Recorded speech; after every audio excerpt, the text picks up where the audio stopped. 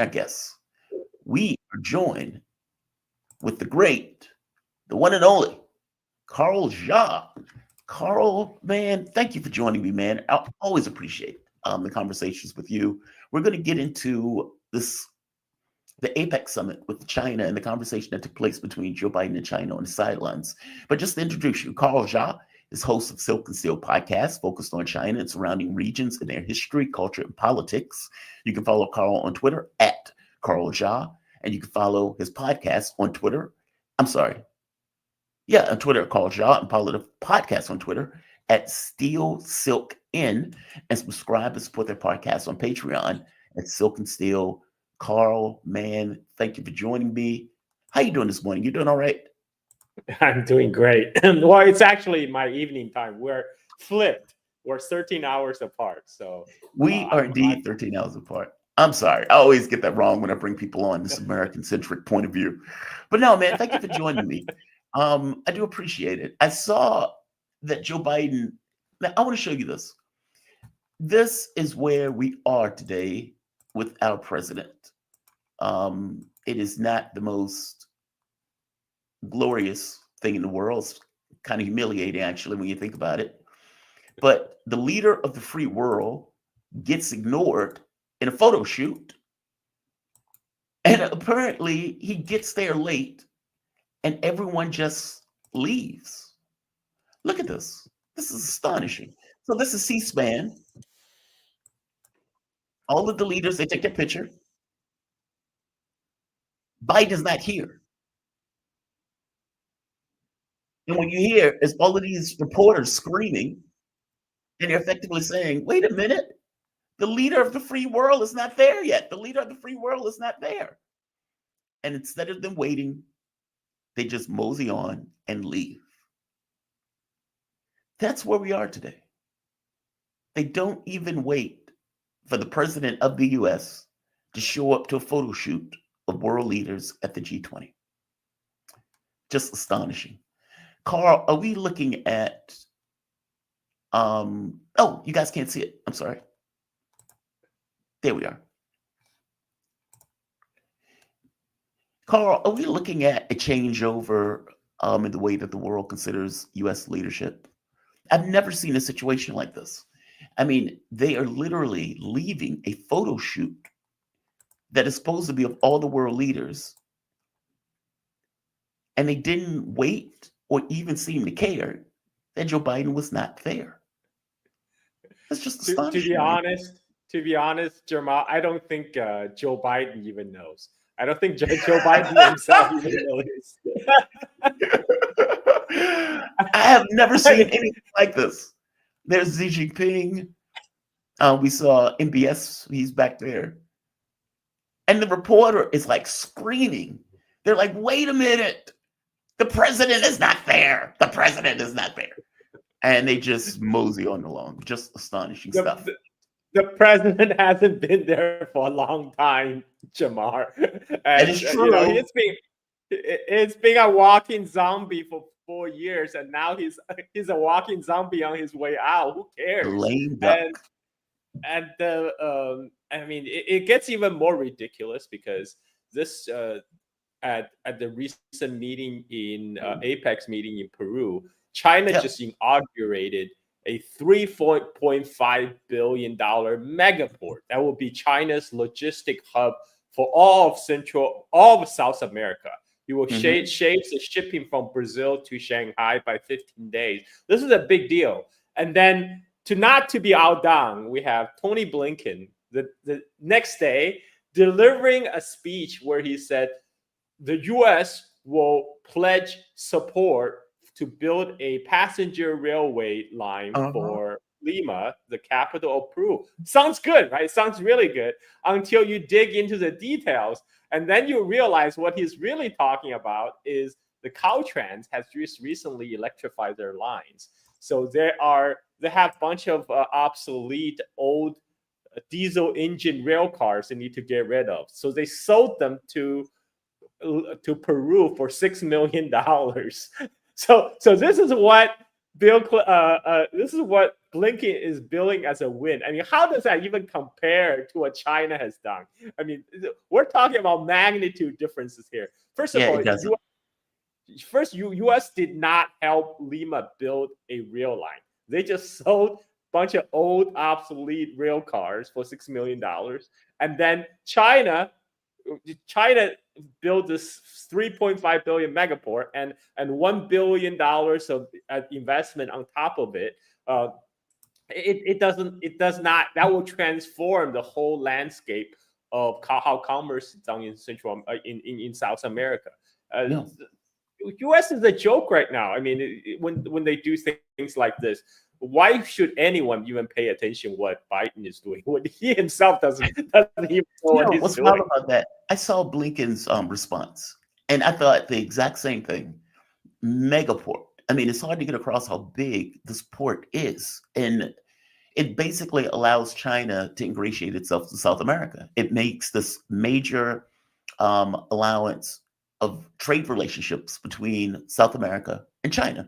And what's wild about it too, China apparently has also allowed tariff-free goods to be imported into China from countries that are low economic yield countries.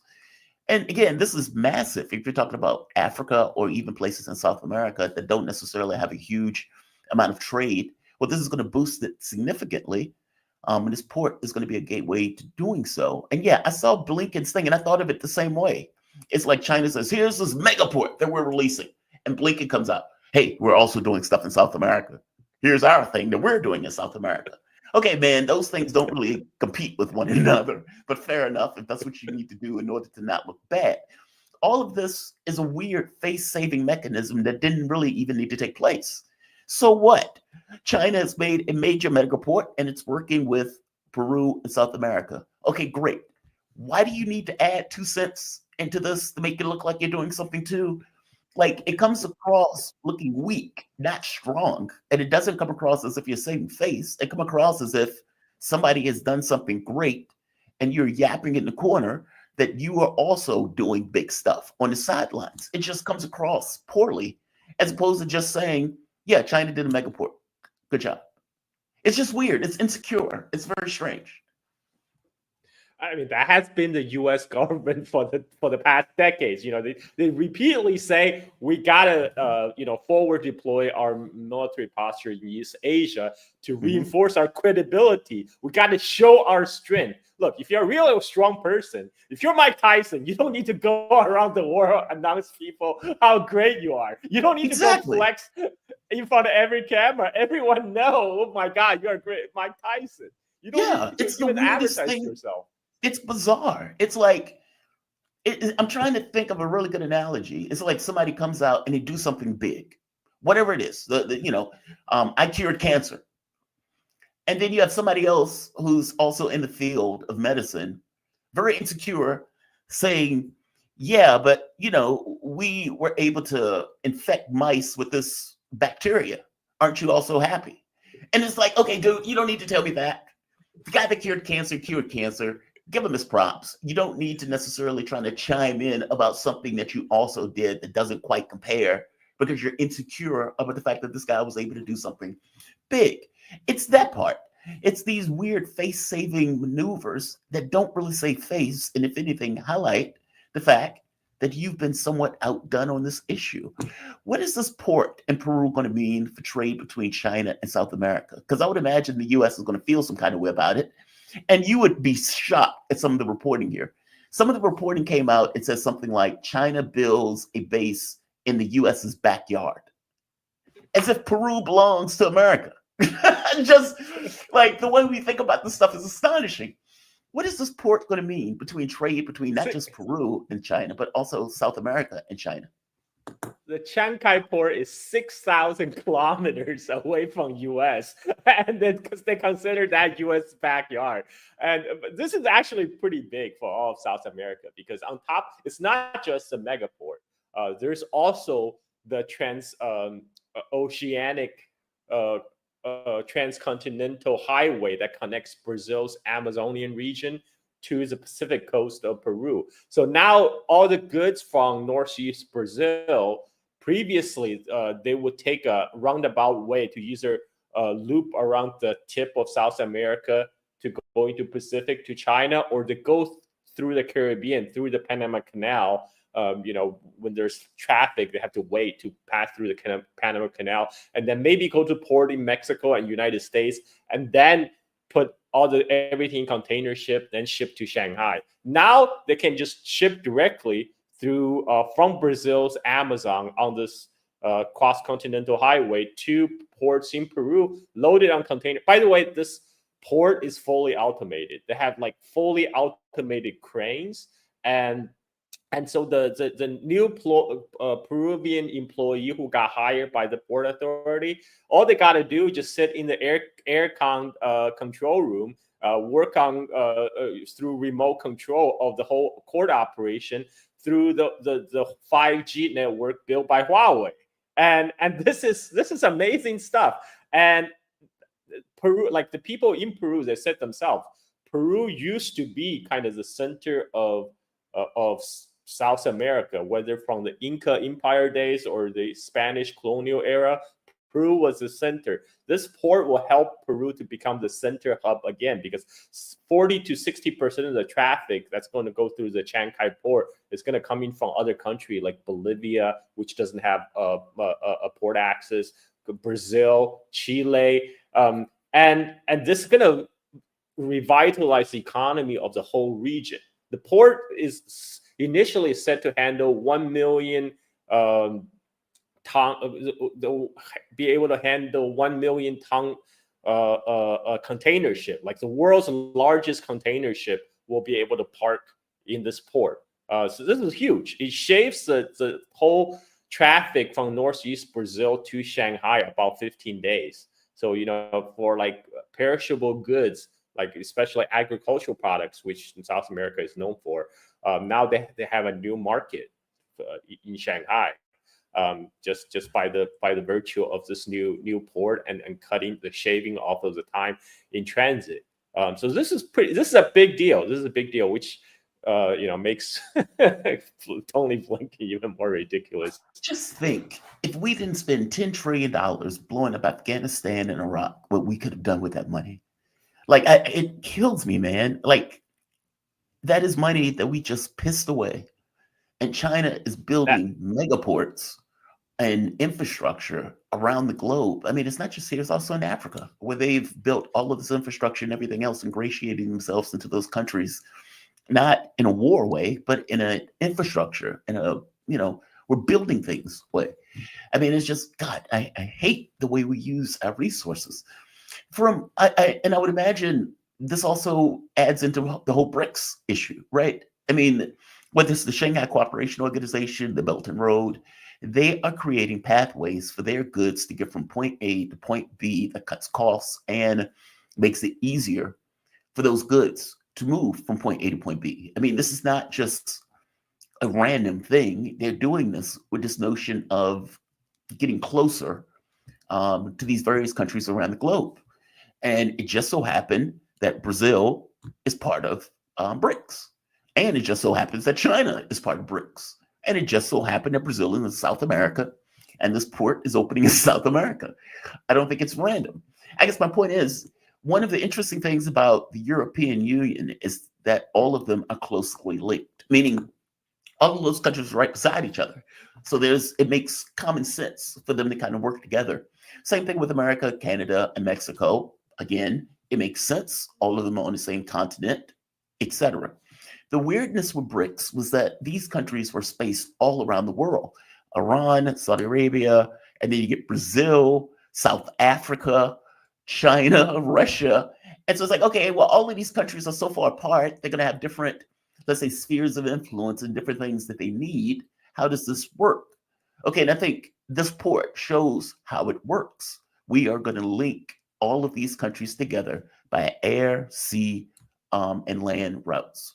We're going to make this work. We're going to be working together in coordination with one another. And I would put to you that this port is one of the ways of doing that. Correct me if I'm wrong on this. I mean, I would imagine this had to be one of the things they were concerned about. Okay, we're far apart. How are we going to make this work in regards to trade, And basically, how are we going to be in close association, even though our geographical land masses are far apart? And I guess this port is one of the answers to that question. But correct me if I'm wrong on that. Well, first of all, BRICS is not a regional like a forum anymore. It's not like NAFTA, which is just North America. BRICS is now like all global. And what made BRICS is possible is actually U.S. interventionist foreign policy, because U.S. for the past decade has been sabotaging all the international institutions and forums that U.S. itself had helped to build after World War II. U.S. basically neutered UN. Like they kind of veto everything that criticized Israel. That they're rejecting the international court ruling on Israel. So all these international institutions that U.S. itself helped to build, now they're jettisoning it because they feel, okay, this no longer suit our needs, so it doesn't apply to us. The rule-based international order is for you, not for me. And this is why people are seeking alternatives. This is why people are turning to BRICS. And what China's Belt and Road Initiative is designed to do is build more interconnectivity all across the globe. U.S. positioned this way as, China is expanding its influence. Well, of course, every nation is trying to do the same, except U.S. do it through bombing and China do it through trade. And U.S. bombs, China builds almost became a cliche. It's a meme now. And this is why China were able to do it successfully, is because people want ports, people want roads, people want infrastructure. Right. And this is what China's proposed as a win-win solution. Go ahead. No, please continue. Oh. Yeah, I mean, BRICS originally came about as an acronym coined by Goldman Sachs to describe like emerging economy. It was like a gimmick for stock market, but it became a reality because of the U.S. foreign policy. It drove Russia and China and Iran together, and at the same time, China is powering the growth of a lot of the emerging economies like Brazil, like South Africa, because China is importing a lot. Many of these countries are commodity producers, and China imports a lot of commodities. Right. And Brazil in particular, because United States used to be one of the largest exporter of agricultural products, especially corn and soybean, to China. But because of the U.S. trade war on China, it's forcing China to look for alternative. And guess what? Brazil produce corn, soybean in large quantities. So now China is sourcing a lot of its agricultural needs from Brazil instead, because Brazil, unlike United States, is a friendly country. It's part of the BRICS. The same goes for other Argentinian, other South American countries. So this is where this is a big difference between U.S. and Chinese approach, and also by building the global connectivity, it's a port. A port, it doesn't just say only Chinese ship can dock at this port. A port, it's connect everyone. Everyone can come and trade, and that is the whole point.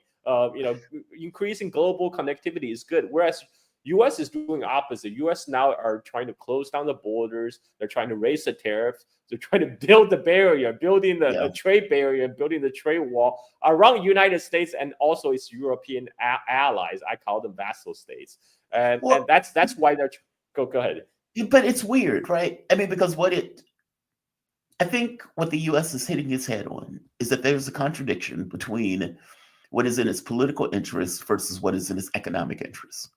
And what I mean by that is, for the longest time, we were fine with this notion of trading with China, getting the benefits from that trade with China. And while that was happening, China was getting stronger. I mean, it's like, okay, well, you're going to send all of these American companies into China. Fair enough. Those companies are going to make a ton of money. Fair enough. And just so happened, as they were making the money, China was also becoming a stronger political, economic, industrial power as they were making that money. And none of them had issues with it while they were reaping the benefits off of it. Somewhere along the way, the political branch was like, hey, China is becoming a much stronger country. They seem to be growing economically, industrially, and politically, and by virtue of that, militarily. We don't like that. And the rules that have allowed China in order to do that, those rules need to now change because they don't advantage us in a political sense. Okay, well, the horse is out the barn. It's too late. Like now the political branch is like, okay, now we need to raise walls. We need to pass sanctions. We need to create tariffs. We need to somehow go after countries that are working with China in this way. And it's like, yeah, but the reason you guys were working with China is because there was an economic benefit for you doing so, meaning those corporations that give you all those tax, that gives you all the money and everything else, they benefited from that. The American public benefited with cheap goods. And now you're saying, okay, now we need to change this. Okay, yeah, that's please. I think there are many layers of this onion, right? I mean, Yeah. yes, you're correct. Like U.S. were fine with China making toys, making shoes, making even iPhones for United States. They're just leveraging the Chinese cheap labor force, right, to produce for America at a lower price. But in this process of globalization, the benefit is not distributed evenly. Right. When the iPhone is produced in China, China actually doesn't get too much of the iPhone profit. Most of the iPhone profit goes to Apple. Right. But Apple, the profit is not distributed to the rest of the Americans. It's distributed to the top Apple executives and the shareholders. Right. So, the 1%, 1% gets benefit from the globalization. And with a lot of Americans are getting left behind because the American manufacturing base is getting hollowed out. And people start noticing after a couple, like 4 decades of this. U.S. started offshoring even before China opened up. This started back in the 70s. And after 40 years of hollowing out U.S. manufacturing base, now vast majority of Americans are not elite educated from Ivy League. They didn't have all these connections, old boys network to help or have their daddy's connection to put them into investment funds, etc. So many Americans are left behind, and this is a real problem. Yeah. And this is where politicians also try to play the blame game. It's like, don't blame us and our Wall Street sponsors who actually blame put China yourself in this misery. And it's like, how do you blame China for policy and policy that was made by lawmakers, and lawmakers being paid by companies to do that policy? They turn around and blame China for this. Oh, it's China's fault. How is it China's fault when it was your political leaders that made this particular policy, working with all of these corporations that were going to be advantaged by it? It's just outrageous. But that's the way they think. That's what they're trying to put the blame on. I'm curious on something else. And Joe Biden. Oh, go for it, please. Yeah, sorry.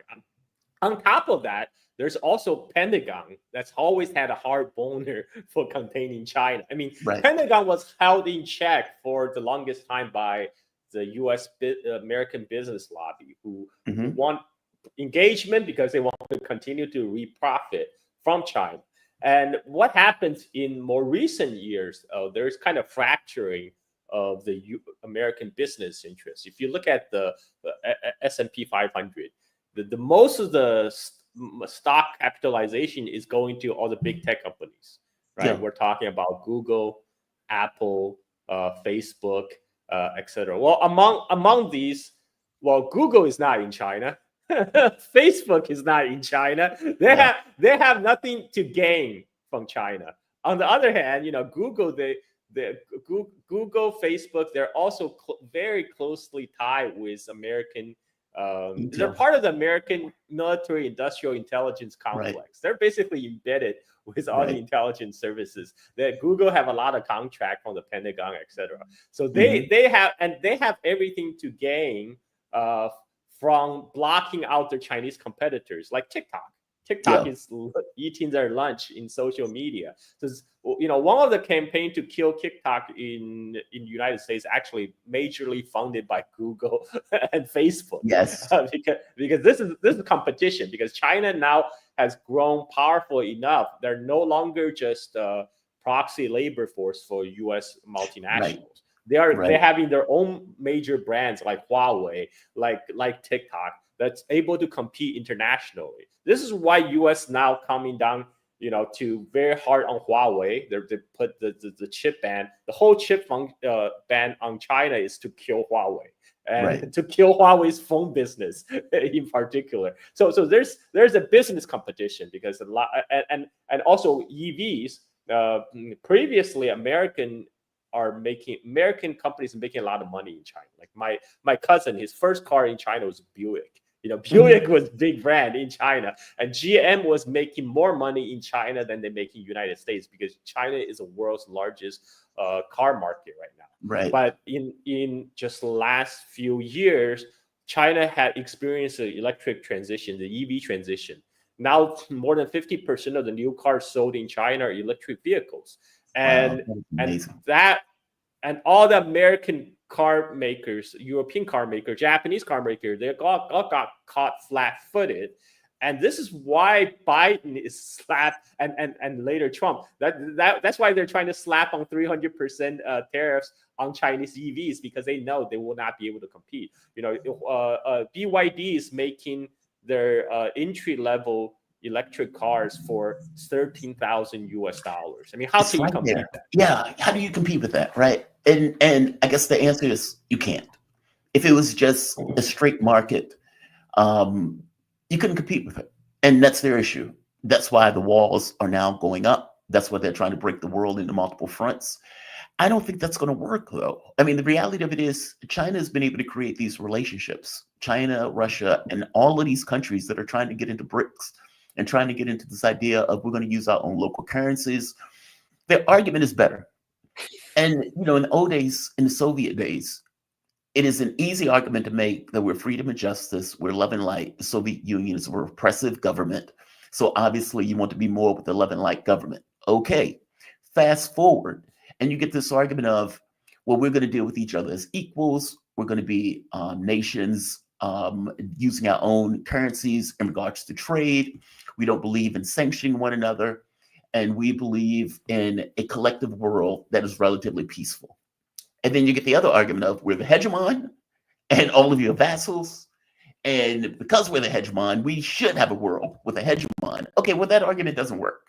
It just doesn't. That is not a satisfying argument to go to somebody and explain to them why you are better than they are and why they should want a world where one country is better and a hegemon. Like, it is a bizarre argument to make, but that is the argument that we're putting forward. And I suspect that's the reason why much of the world has lumped in on this idea of we prefer to be equals. We don't like these sanctions. We want to deal with each other in our own trade in a way that is not disadvantageous to us. No, that makes sense. That's an argument that works. And I suspect the new world is going to be based on that argument. In the recent summit, by the way. No, go for it, please. Oh, go ahead. I think you're getting into it. I was just going to bring up the Xi-Biden summit because that's right. I want to go to the meeting. Xi Jinping address. I'll let you do the intro. Sorry. No, well, I was just going to go into it where Joe Biden and Xi Jinping meet on the sidelines, and in this conversation, Joe Biden brings up, I guess, the relationship between China and Russia, which again, that conversation is not going to go anywhere. They even bring up nukes, basically saying we need to have human beings use nukes as opposed to having some kind of automated system. Okay, again, that seemed like a gimme, though. Meaning this meeting didn't seem to accomplish anything of significance. But give me a take on this. I was not even aware there's a discussion of having AI to control nukes. I mean, that's pretty scary stuff. The fact that they're having this discussion is like, what? Were you actually thinking about having AI? You are really thinking about like recreating Skynet, like the Terminator world. I mean, what are you even thinking? But that's what I was thinking. Anyway. Yeah, it was bizarre. I read that. I was like, wait a minute. where did this come from? I mean, you got the situation where right now the U.S. is allowing strikes into Russia. Russia changing its nuclear doctrine to effectively say, look, if you hit us, and depending upon how you do this, we have lowered our nuclear threshold to allow nukes to be used in a situation where our integrity is threatened. And you get a conversation on the sideline where Joe Biden is weirdly talking about automation or automated nuclear response. It's just bizarre. It's just very strange. What was accomplished at this APEC summit, by the way, if anything? I don't know what US has accomplished except to provide us with more comedic moments with Joe Biden. Yeah. Uh, but Xi Jinping was pretty explicit and blunt during his meeting with Biden, and this is why I'm really surprised by the blunt language, and I'm really surprised by how little this is covered in mainstream U.S. media, because this is what Xi Jinping has said. In summary, this is a readout from the Chinese official site, and it says these are the points, the four big main points. One, there must be correct strategic understanding. The Thucydides trap is not a historical destiny. A new Cold War cannot and should not be fought. Containment of China is unwise, undesirable, and will not succeed.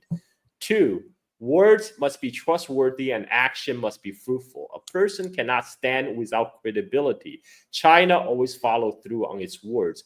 But if the U.S. side always say one thing and does another, it's a very detrimental to America's image and damage mutual trust.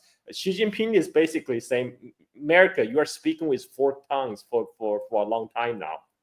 And number three, treat each other as equals. In exchange between two major countries like China and United States, neither side can reshape the other according to their own wishes, nor can they suppress the other based on the so-called position of strength, let alone deprive other of legitimate development rights to maintain their own leading position. Now, Xi Jinping is talking about U.S. chip sanctions to hold down China's progress. Number four, red lines and bottom lines cannot be challenged. As two major countries, China and United States, inevitably have some contradictions and differences, but they cannot harm each other's core interests, let alone engage in conflict and confrontation. The One China principle and the three China-U.S. joint communiques are the political foundation of bilateral relations and must be strictly observed. Taiwan issue, democracy and human rights, development path, development rights are China's four red lines, which cannot be challenged. And this is, by the way, these are bolted in the original Chinese readout. So these are the real important guardrails, most important guardrails and safety nets for the China-U.S. relations. Number five, there should be more dialogue and cooperation. Under current circumstances, the common interests between China and the United States have not decreased but increased, whether in areas of economy and trade, agriculture, drug control, law enforcement, public health, or facing global challenges such as climate change and artificial intelligence, as well as international hotspot issue. China-U.S. cooperation is needed. Both sides should extend the list of cooperation, make cooperation cake bigger, and achieve win-win cooperation. Sorry, I thought 4 points, but there's actually more. 6, respond to people's expectations. The development of China-U.S. relations should always focus on well-being of both people and gathering the strength of both people. Both sides should build bridges for personnel exchange, cultural communication, and remove interference and obstacle, not artificially creating chilling effect. Again, Xi Jinping is casting shade on the U.S. for obstructing the natural people-to-people exchange between China and the United States. Number 7, demonstrate great power responsibility. China and the United States should always consider the future and destiny of humanity, take responsibility for world peace, and provide public goods for the world. Oh, I think that's not the way we think. That's a lot. That's not what we do. That's not what we do. That is not the way we think. We don't take responsibility for world peace. We do not do that. I mean, I can't look over American history and think for any moment that we take responsibility for any notion of world peace. I mean, for God's sake, you're talking about Iraq, you're talking about kill squads in South America, you're talking about trying to overthrow the Syrian government, the Ukrainian war. Like these, that is not the way we think. We look at this stuff from what is in America's best interest. And it's not even really America's best interest. What is in a certain elite group in America's best interest? That is not the way we function. And this notion of win-win relationships, again, we look, the fundamental crux of the issue that America always has is that we don't consider other countries as equals. We don't have equals. We have enemies and we have vassals. And so Europe are vassals. They can't even fire missiles without the US assisting in the programming of those missiles in the UK. Like, put that in context, right? And so it's like we don't have equal nations that we engage with. If a nation is equal to us, that nation is most likely an enemy to us. And then the catch becomes, okay, well, do we at least regard them as equals in the context of enemies? We did the Soviet Union. China and Russia are creating a world where the US will be forced to engage it as an equal. And I think what China's point is, look, when you talk to us, if you're not going to talk to us as equals, we're not going to have anything to talk about. Is the US getting that message? I don't know. And I guess part of the conversation with you is when Trump comes in, Trump seems to be taking a pressure strategy towards Iran, which by definition is going to be a pressure strategy also against China. He seems to have less of a hard-on towards Russia and more of a hard-on towards China. And it seems that he's going to change the focus of America, potentially. I mean, who knows, right? It's Trump. So Trump may get us even more involved in Ukraine because he's coming up with this kind of hubristic points of view. But from your take, I mean, Xi Jinping is right on this issue. At least I think he's right on this issue. I don't know if China, there's a question in America about whether or not China is going to be a hegemon, whether it wants to or not. Meaning, regardless of China saying we believe in win-win relationships, at the end of the day, if they become sufficiently big enough, I mean, for God's sake, there's 1.3 billion people. They are 3 or 4 times our size. If they are able to turn that into industrial might, which they have on some level, what does that look like in 20 years? If China becomes a hegemon, what does the world look like as China's a hegemon? That is something that freaks the US out to no end.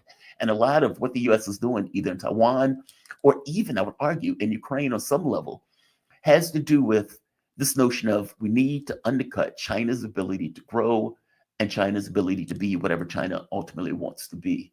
From your point of view, is that even possible at this point? What are you expecting for Trump coming in office? I'm just curious. And what is China expecting of Trump coming into office? Well, Jamarl, we have seen this before. We've seen Trump presidency 1.0. He came into presidency last time promising to reset U.S.-Russia relations. I mean, he always wanted to repair U.S.-Russia relations. And he wanted to fight the deep state. Well, guess what? Trump lost. Trump lost the fight with the deep state. He came to office promising no foreign wars, no foreign intervention.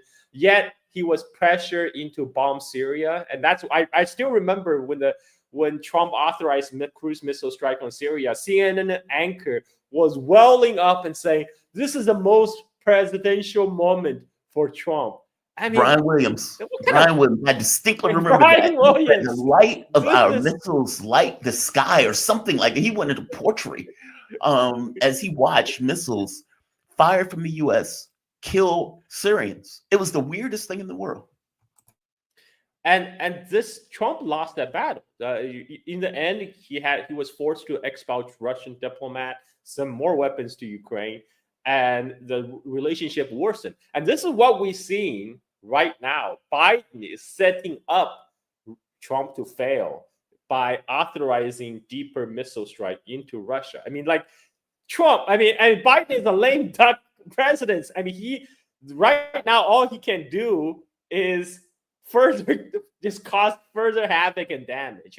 We already know he sabotaged the DNC by after DNC dethroned him, forcing him not to run. We know he sabotaged DNC by anointing Kamala Harris as his successor 30 minutes after he was forced out by Pelosi and Obama.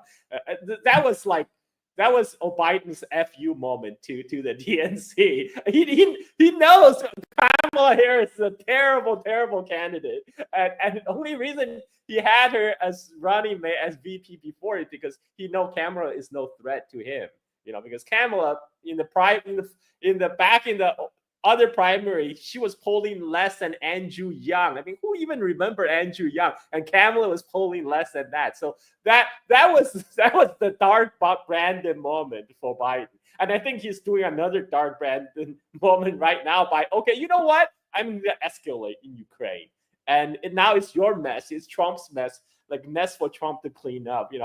I'm signing out, folks. I'm gonna go lick some ice cream. And this is Trump is set up to fail, basically. Yeah. And this is and I don't think he's trying to do with Trump too, because Ukraine has lost this war, and it's like you lost an election where this was litigated, meaning the American public knew that this was on the ballot, and you lost on this issue. And yet he's doing this nonsense. He's going to escalate either way. I mean, it's just astonishing. I look, man, this is very dangerous time period between the transition. The first time around, though, I would say that Trump got caught into this whole Trump and Russia stuff that limited his capability of doing anything in Russia.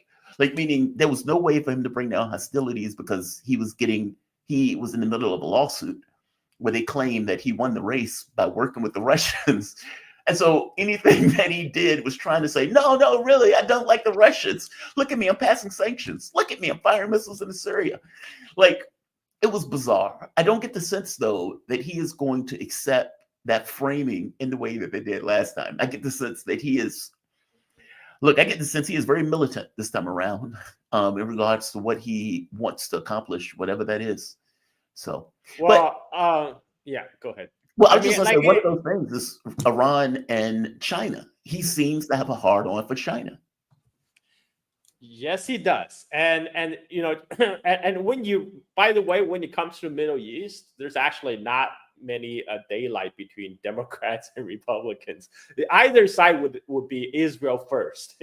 Both sides are Israel first parties. Let's face it. And now Iran is the one that's always in Netanyahu's crosshair. Netanyahu has said before he wanted to take out Iraq, he wants to take out Syria, he wants to take out Iran. He considers these three countries existential threat to existence of Israel. And he considers them part of Israel. He considers them Israel. Yes. People in the United States, many of them don't know. From river to the sea was originally Likud Party's slogan. They want from the river of Nile to the other river, to the river of Euphrates. They claim this whole greater Israel, and that includes Iraq, Syria. Of course, they have to go to war with all of them. And then they want all of it. U.S. is full on board because people sometimes say, Israel is a tail wagging the dog. But really, Israel and United States are the same dog. It's the same animal. This is why Netanyahu gets standing ovation in the Congress during a genocide. And so Trump is going to go hard on Iran. But you know what? Iran is not Iraq. Iran is much bigger, much more populous. And Iran has powerful friends. People forget during the first Gulf War, the first Persian Gulf War in 1990, early 1990s against Saddam. United States put together George Bush Sr. put together an international coalition that included Syria. Syria actually sending a tank battalion to join the United States to throw Saddam out of Kuwait. So, but back then, Saddam had no friends. Soviet Union just collapsed. He had no international sponsor because his sponsor was actually United States. United States just backstabbed him and said, we have no problem with you invading Kuwait. But after he did that, it's like, oh no, we're gonna lay smackdown on you right now. And so Iran has powerful friends in Russia and China. China imports a lot of hydrocarbons from Iran. That's like And the 90%, if I'm thing not is, mistaken. Correct me if I'm wrong. It's like and the 90% of the thing, oil exports for Iran go to China. well, from maybe from on Iran side, because China also imports from the Gulf countries Right. and That's also what I mean. Africa. Like the amount of But oil that but going from Iran, 90% of the oil from Iran that it exports goes yes, to China. yes, Yeah. yes, because Iran is under sanction by U.S. and its allies. So like Mhm. people like South Korea, they would have to get U.S. permission if they even want to import Iranian oil and gas. Whereas That's China's like, mind-blowing. well, That's mind-blowing. we're just gonna buy, we're gonna buy, Just think and about and that. the You're a thing is, sovereign nation and you have to get permission from another country to import something that is in your country's best interest. That is mind-blowing. I mean, South Korea is a militarily occupied country. I mean, U.S. stationed the 50,000 troops there, and then you have, but also Iran is not isolated by any mean. It's connected through Russia through Caspian Sea, Right. and there's nothing U.S. can do to cut off that supply unless they have some magical weapon that can zap U.S. Navy into Caspian Sea, which is essentially a lake, Yeah. enclosed lake. So there's no way U.S. can cut off the link between Iran and Russia. And similarly, China is linked to Iran through the Iron Silk Road. There's already rail links from China to Iran through Central Asia. So Right. there's Russia and China will support Iran.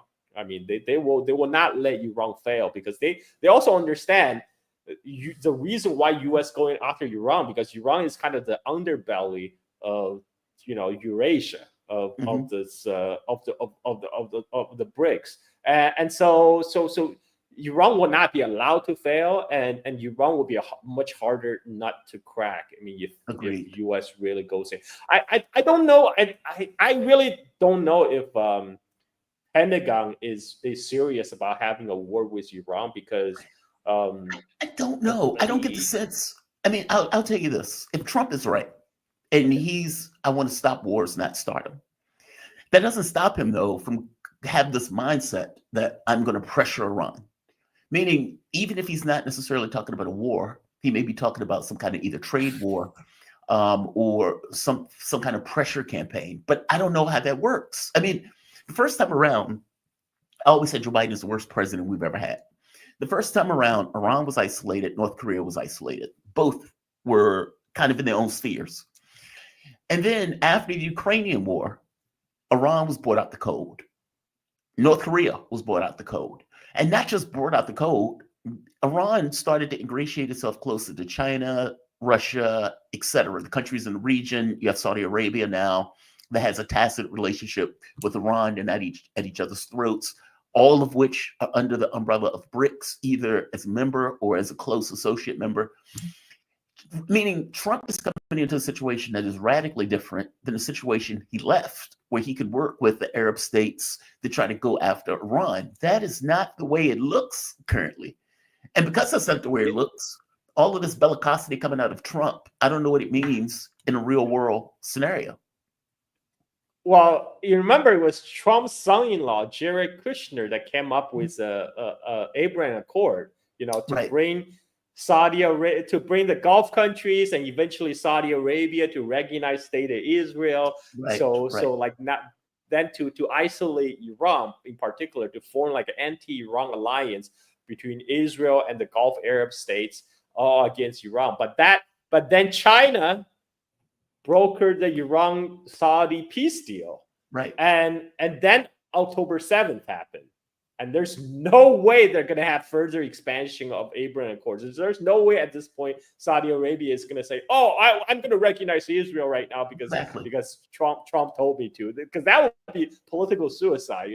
People will be upping arms. So that the Abraham Accord is dead.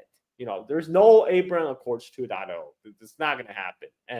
And Iran is already patching up their tie with Saudi Arabia. So U.S. might still try to wedge the Sunni Shia divide like they always do. But I don't know how much success they're going to have when they're still currently supporting Israel atrocity in Gaza and Lebanon. And that's broadcast all over the internet to the whole world, to the whole Arab world and the Muslim world. And under such circumstances, no Arab government would be seen to be have offer friendly overture to Israel and to even align more closely with United States. I mean, that's just not politically Yeah, that's a feasible. non-starter. So right now, I do agree with you that U.S. will probably adopt a hybrid war, economic warfare, more sanctions. But Iran has seen that all before. Iran has been under sanction by United States for decades now. Yeah. They've been on the enemy list since 1979, since Iran overthrew U.S.-backed Shah. So this is nothing new for Iran, and they are already joining new internet. So the BRICS, in a way, is kind of a replacement for all these international institutions United States was destroying. Before Iran and North Korea was left out. That's why they're what U.S. called them pariah states or rogue states. But now China and Russia are putting together a new international forum, a new international institution that includes everybody. So I think, at least rhetorically, Trump will probably be hard on Iran. I would have to wait and see, how that translates into concrete action. I think what we're going to see is more increasing propaganda against Iran. Remember, there was an episode where there was an Iranian woman who had a mental episode. She came out undressed, and then there's all these social media campaign. Yeah, social media campaign and saying how this is a protest against the mullahs and stuff. And her husband was asking us, people, please take down those videos, be respectful. This is not a protest. She's just saying have a mental issue. But all these, NED sponsor activists, that they're posting her videos and like making her an icon of resistance. Again, I think there's going to be more of that. Probably. That's more likely. Let me ask you this. I guess this could be the last question. Are you concerned of any kind of flashpoint in Donald Trump's pressure campaign? Are you concerned that this turns from economic into military in any particular way, whether it's in his South China Sea, whether it's on the issues of Taiwan, or do you think, for the most part, no, this is just a continued economic trade war of sorts, this kind of economic escalation of breaking the world into two halves, this kind of Eastern sphere and this kind of Western sphere? What do you think this looks like under the Trump administration for the next, 4 years, give or take? When Xi Jinping was speaking to Biden in Peru, he was not really speaking to Biden, who we all know is a walking zombie. He's really signaling to Trump, the incoming president. These are the China's red line. Do not cross them, and that's why he's very blunt, very direct, and this is why I don't think there's a big chance of Taiwan blowing up because China has been always very straightforward on the red line on Taiwan. No official declaration of formal independence from Taiwan. That will trigger a war. United States knows this, and government on Taiwan will not do anything without explicit approval and encouragement from the United States. So as long as U.S. has no interest in triggering a World War III, which will for sure happen if they support Taiwan independence, then status quo will likely continue, with U.S. continuing to sell weapons. Maybe they will offer rhetorical support for the Taiwan leaders, etc. You will increase they will maintain the tension. The tension is important for U.S. to continue to sell weapons and justify their military presence in East Asia. But I don't think the U.S. Pentagon is ready to touch off a war by open supporting, pushing for Taiwan independence. So that arena is I'm not too concerned about.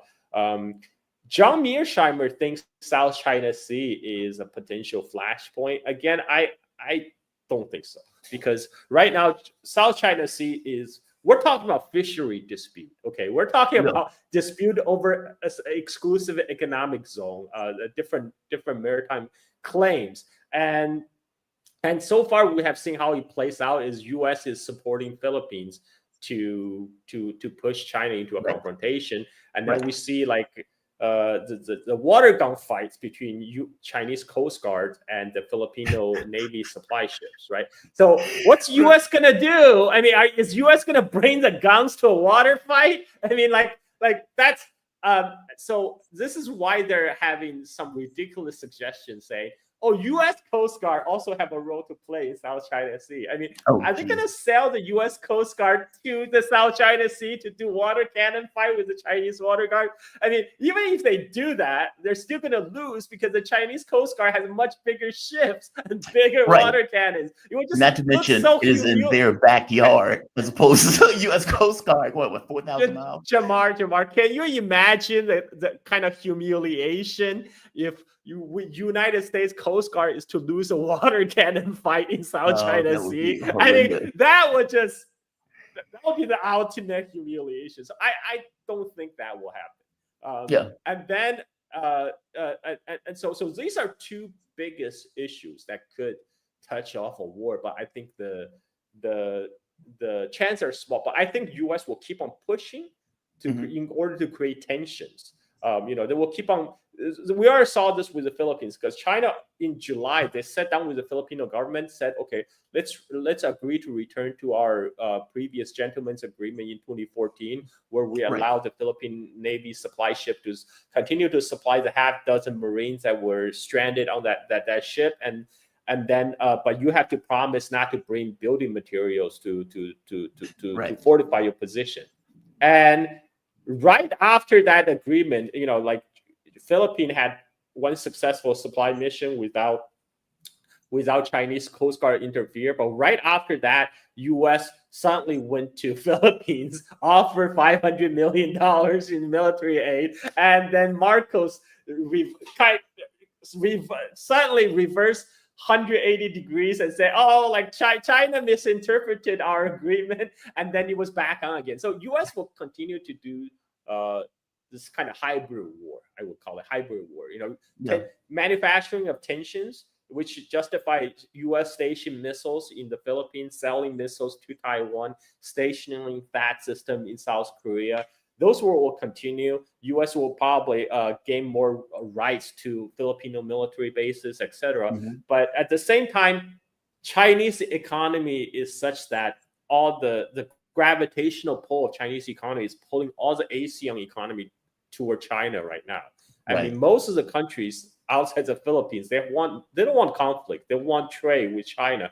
I live in Indonesia. Like the lights and the internet are powered by the Chinese power plants north of Bali, and it's powered by Huawei built 4G network. So like here, in all the countries in Southeast Asia outside the Philippines, China is the largest foreign direct investment source of foreign investment. So they don't want to have a conflict with China, and I think U.S. will play these silly games, but it ultimately won't amount to much. This is my prediction.